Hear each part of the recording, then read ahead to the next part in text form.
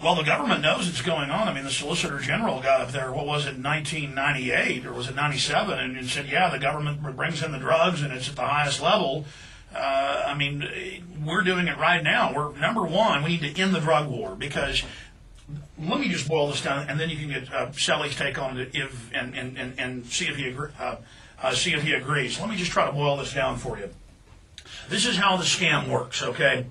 You've got a whole bunch of cartels and narcotics being produced all over the world. You've got the globalists in control of Afghanistan. When they take control in 2001, now it more than quadruples in its production, and it's publicly admitted that our government's cultivating it and shipping it out.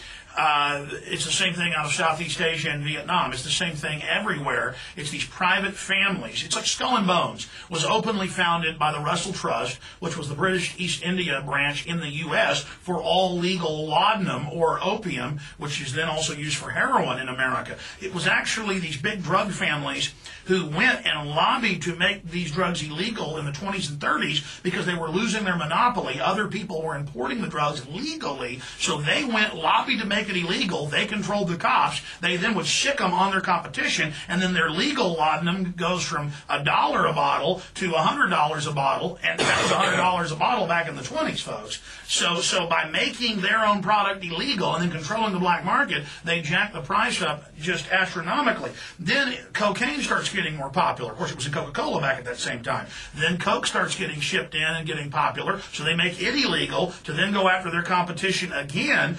And then when your kid gets caught using it, they give a mandatory sentencing of 10 years. They put your child in a private prison that could openly be linked to the very big banks that are actually running the drugs and controlling the cartels. So now your child works as a slave there in the very facility that's owned by the drug dealing family.